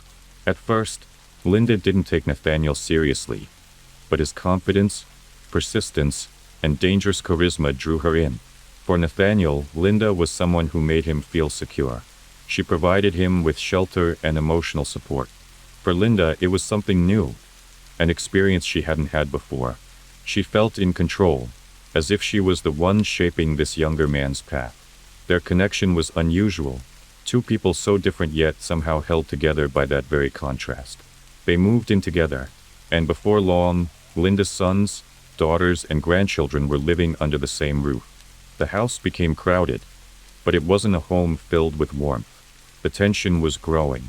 Neighbors and acquaintances noticed that their relationship was anything but harmonious. Nathaniel had a short fuse, while Linda insisted on keeping everything under control. Their romance resembled a ticking time bomb, but no one could have predicted how far things would go. Nathaniel had no intention of giving up his collection, even with legal restrictions in place. He continued acquiring handguns and rifles through illegal sources, making shady deals and exploiting legal loopholes. He enjoyed displaying his strength and took pride in his growing arsenal.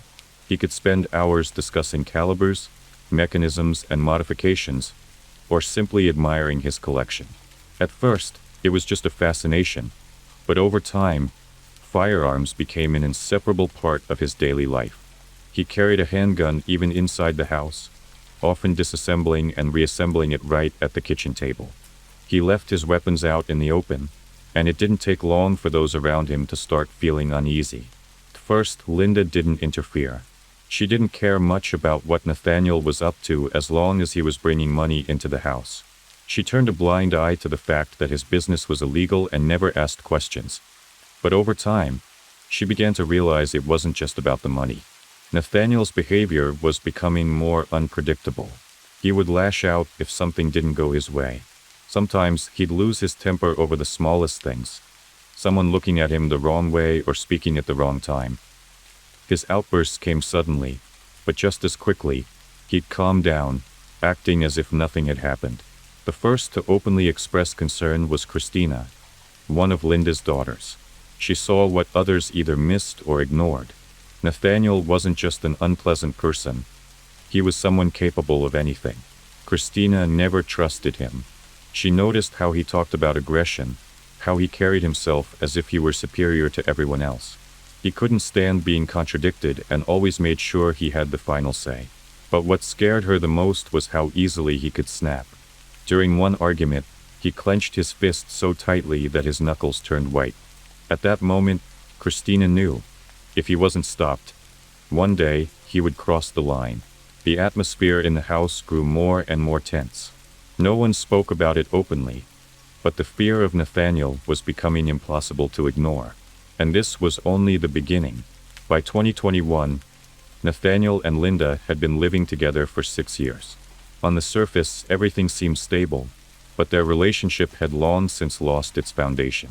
Nathaniel had never been the type to stay loyal to one woman, but now his affairs had become routine. He met people through social media, started new relationships, then quickly moved on to the next. Secret conversations became a daily habit. He used messaging apps, hid his contacts, and meticulously deleted his conversations. He often left the house late at night, claiming it was for work, meetings with clients, or personal matters. Sometimes, Linda would wake up in the middle of the night and find that he wasn't home. He would return in the early hours, never offering an explanation. Nathaniel wasn't afraid of getting caught. He believed Linda either wouldn't find out or wouldn't dare to do anything about it. He was convinced he was in control, but he underestimated her. At first, Linda ignored the changes in his behavior, but over time, she began noticing how often he was gone, how frequently he was texting someone, how suddenly he started paying more attention to his appearance. She didn't immediately put the pieces together, but the suspicion was growing. Her patience finally ran out when she happened to see a message pop up on his phone, one that left no room for doubt. The text hinted at a recent meeting, confirming what she had long suspected. But Linda didn't explode right away. She understood that if Nathaniel was being unfaithful, it meant he felt untouchable. Instead of confronting him, she decided to gather more evidence.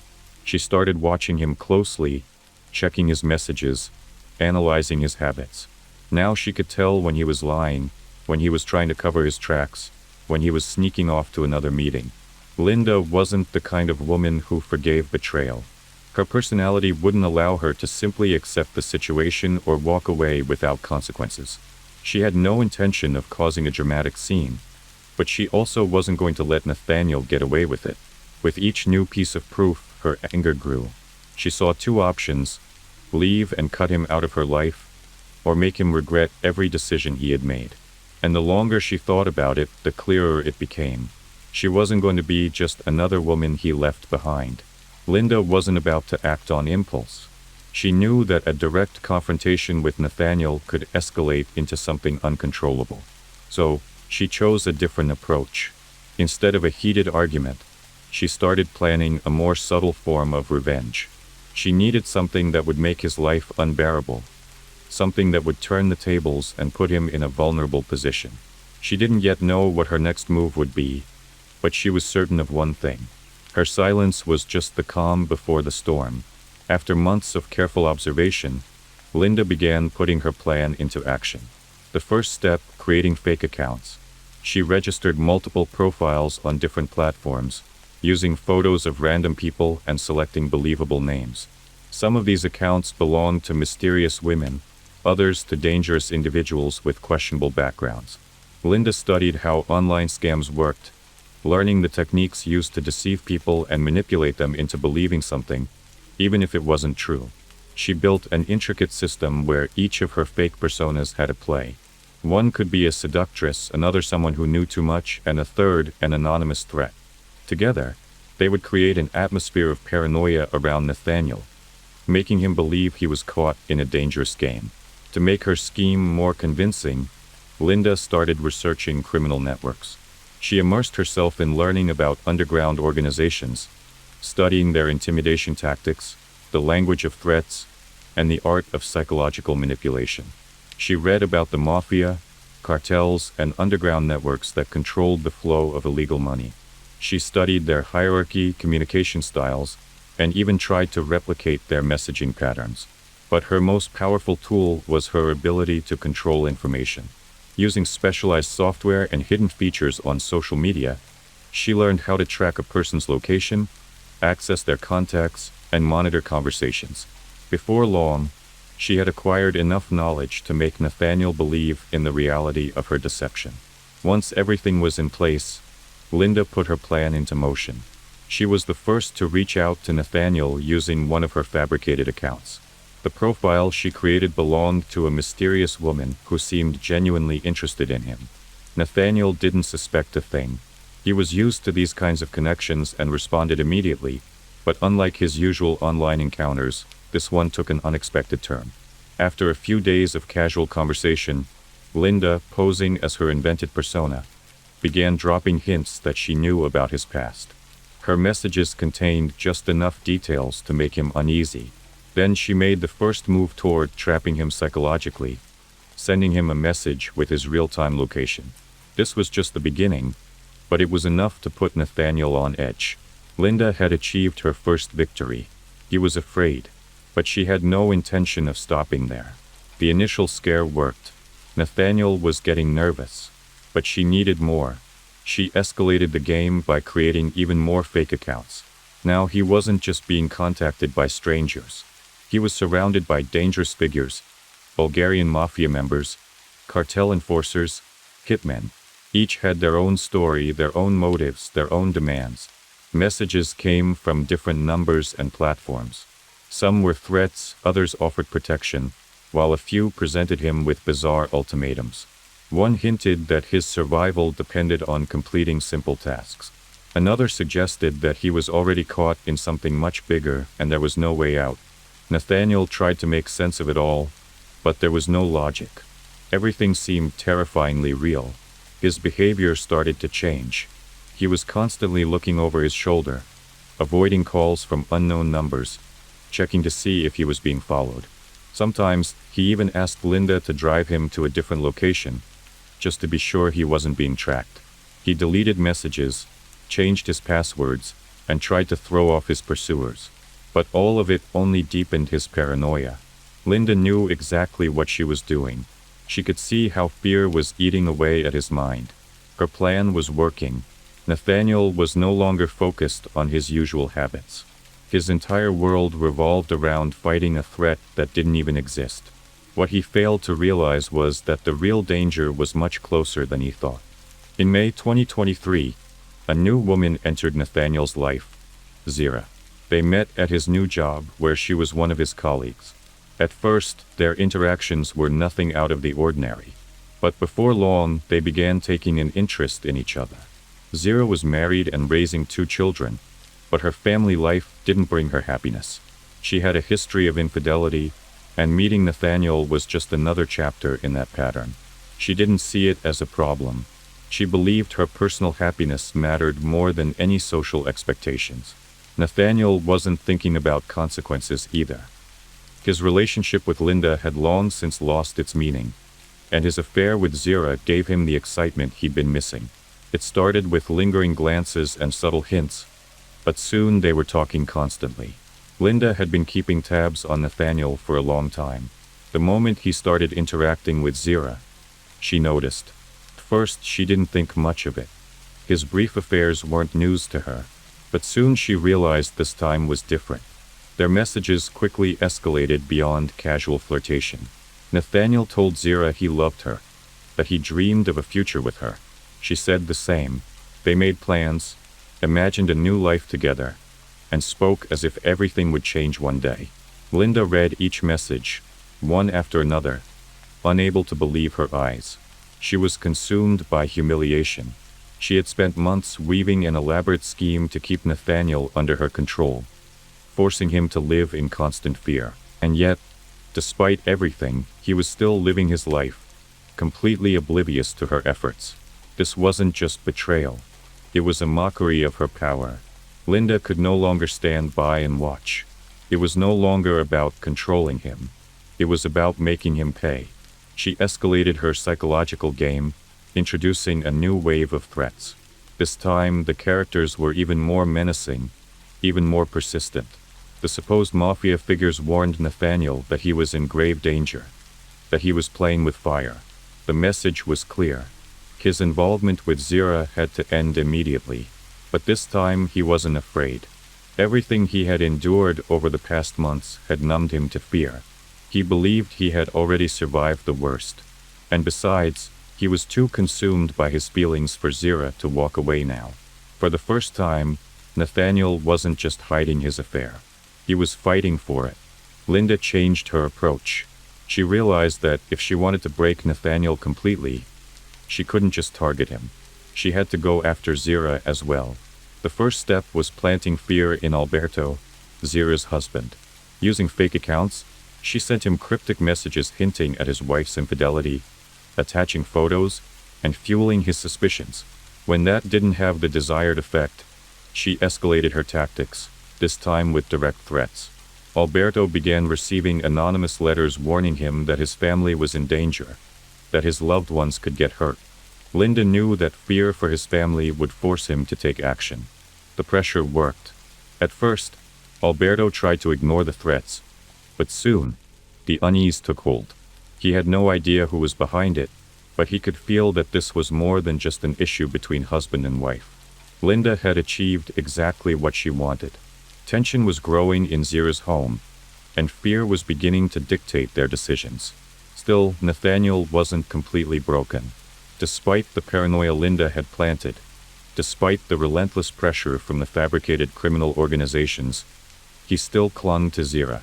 Now, Linda decided to strike at his weakest point, his trust. She let him know that she was aware of Zira, and then began feeding him a new narrative, that Zira wasn't who she claimed to be. She convinced him that Zira was actually working for the mafia. Linda had gathered enough information to make this lie believable. She sent him messages from different informants, suggesting that Zira always knew more than she let on, and that her presence in his life wasn't a coincidence. She carefully crafted the illusion so that Nathaniel had no choice but to believe it. The messages hinted that his phone was being monitored, that his movements were being tracked, and that Zira was merely using him to gather information. Before long, Nathaniel started seeing the pieces fall into place.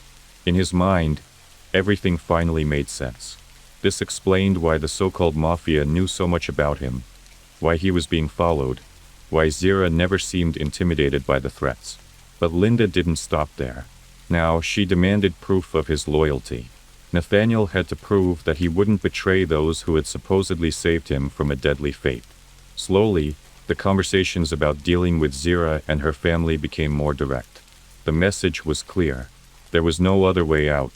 Exhausted, overwhelmed, and completely under Linda's control, Nathaniel finally gave in. He no longer questioned what was real. Linda had won. He was ready to do whatever it took. Nathaniel no longer questioned what had to be done. In his mind, there was no fear, no regret, only the firm belief that he was carrying out an unavoidable task.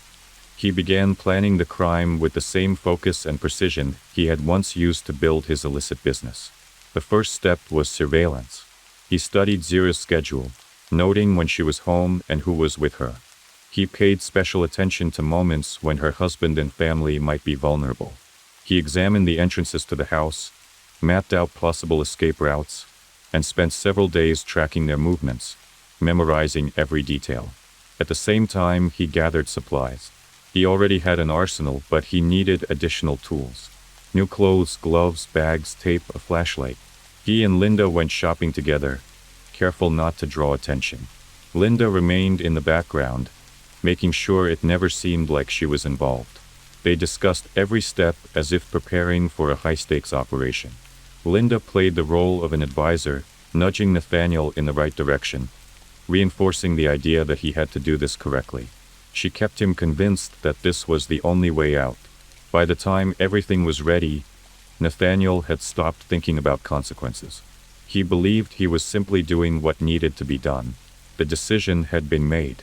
Now all that was left was to act. The night arrived. The plan was about to become reality. Linda showed no sign of nerves, behaving as if she knew nothing. Late that night, they drove toward Zira's house. Linda was behind the wheel, driving calmly as if running an errand. She asked a few times why he needed to go there, but Nathaniel didn't answer. He didn't care what she thought. His focus was locked on his target. When they arrived, Linda stayed in the car while Nathaniel stepped out and walked toward the house.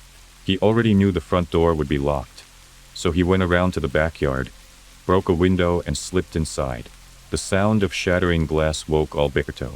He got out of bed and went to check the noise. At that moment, Nathaniel fired but missed. Alberto immediately realized this wasn't just a break-in. He spun around and ran toward the hallway, trying to reach his family's room, hoping to shield them from the intruder. But Nathaniel caught up with Alberto in the hallway. A few shots rang out, and Alberto collapsed to the floor before he could reach the door.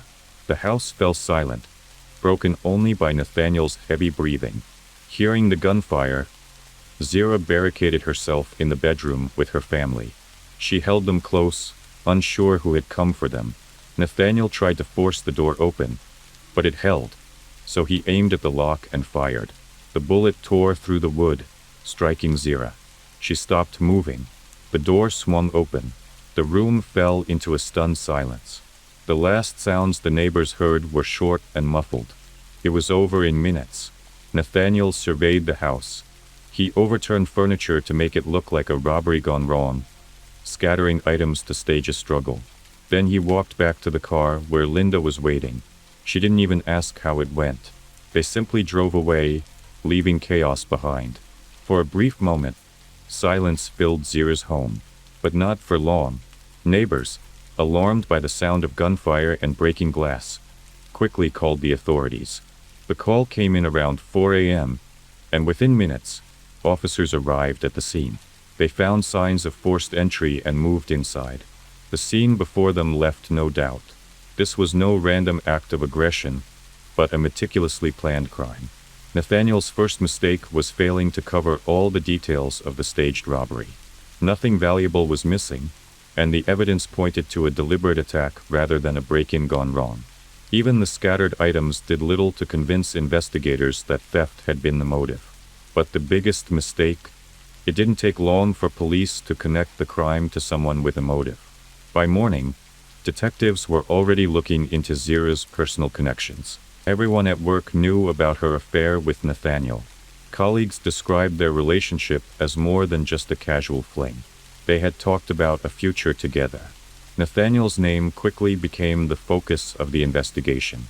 As detectives dug into his background, they uncovered a long list of prior offenses, illegal dealings, and a well-documented obsession with weapons.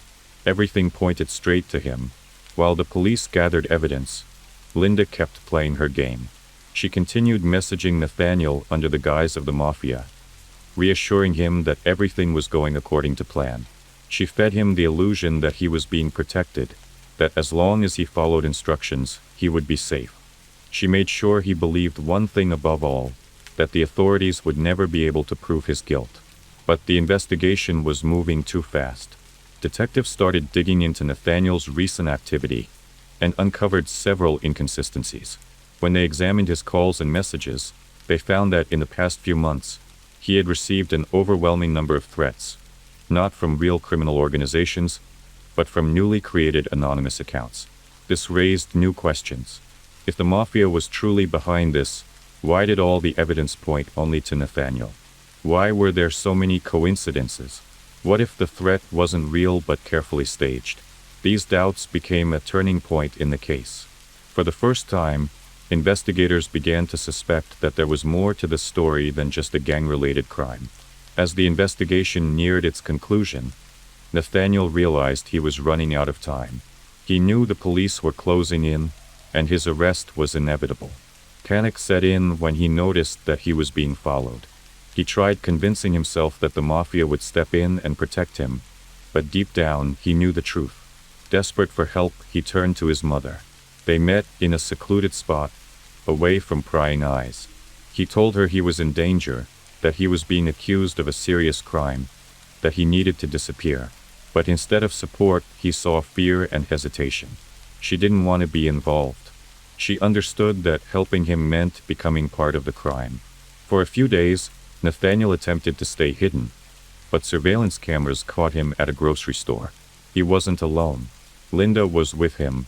As soon as the police confirmed their location, a pursuit began. Patrol cars surrounded the area, but Linda and Nathaniel managed to get onto the highway. He was behind the wheel, and she sat beside him, watching the chaos unfold. The real question now was who was truly in control. Nathaniel believed he was the one steering the situation, but in reality, everything was unfolding exactly as Linda had planned.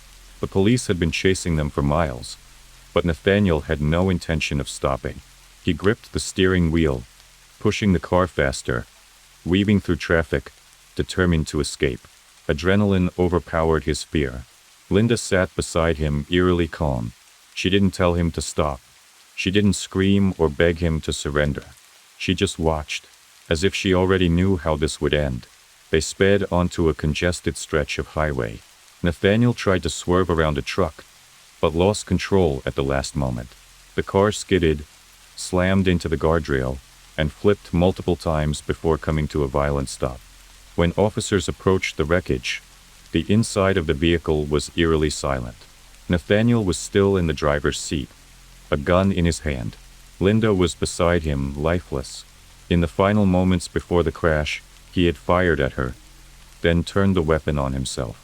Investigators later examined the scene, trying to understand why he had done it. Was it an act of revenge? A final outburst of rage? Or had he realized, in those last few seconds, who had truly been behind everything?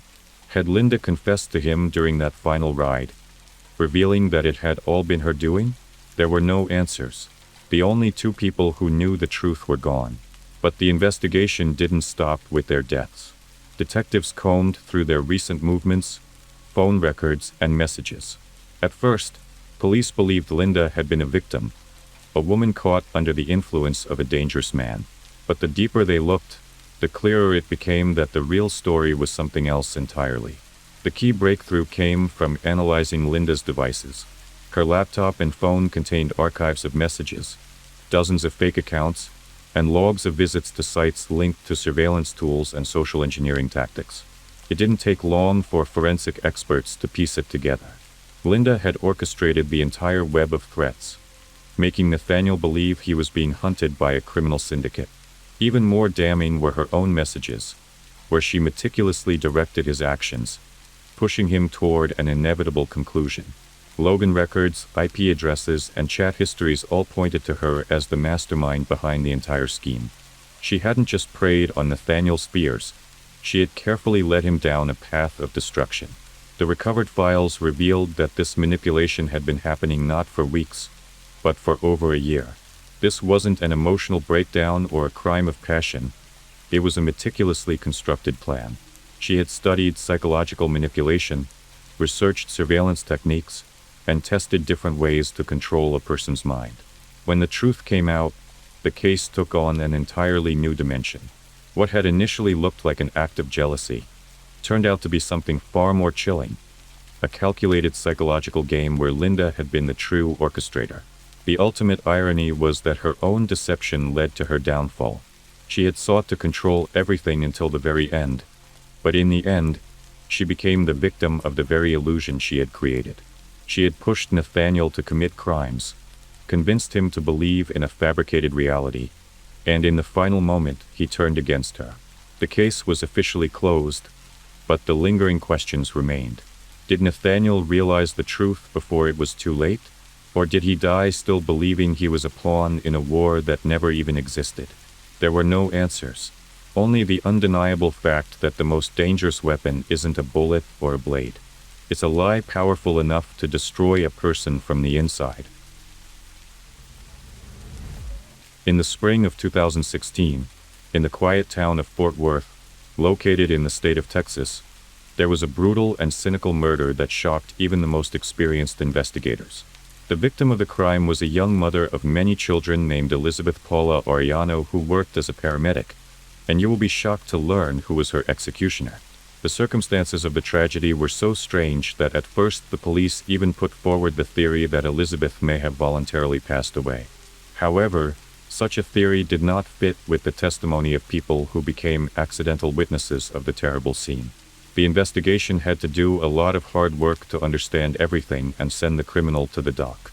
However, given the brutality of the crime he committed, the sentence handed down seemed too lenient and unfair to many.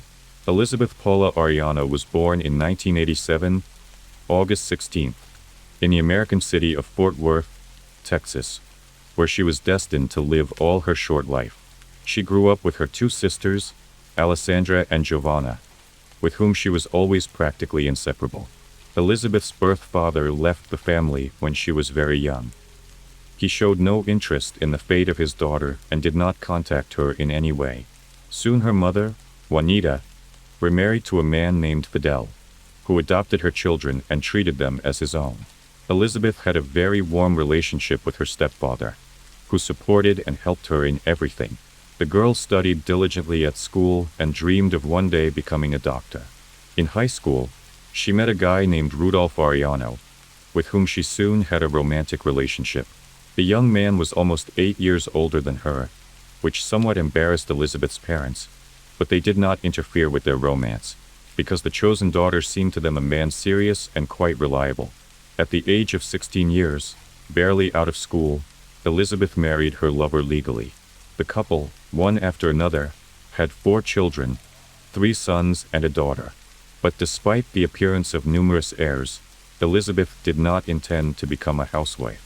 She remembered her childhood dream, so Elizabeth graduated from medical school and got a job as a paramedic, planning to get a higher education to become a doctor.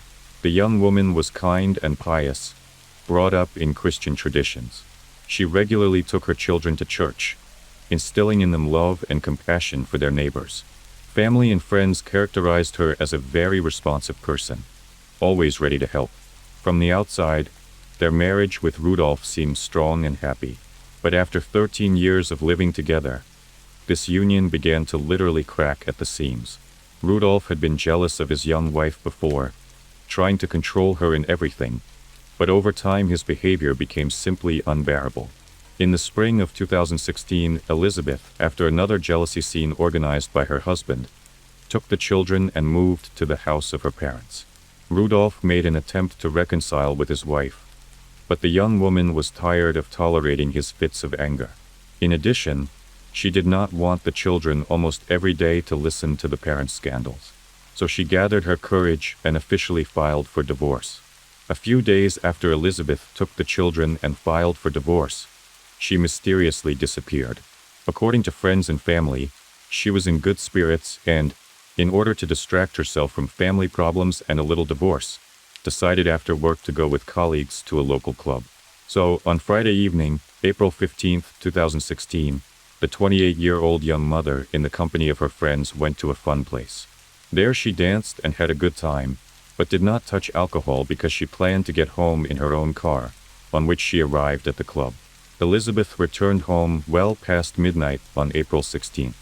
Having parked the car, she called her friend, with whom she had vacationed at the club that night, and told her that she had already reached home and that she was all right. Elizabeth then hung up the phone, but never entered the house. The next morning, her mother Juanita was very worried when she found her daughter was not home. She knew that Elizabeth was planning to spend the evening with friends, but her daughter should have returned long ago.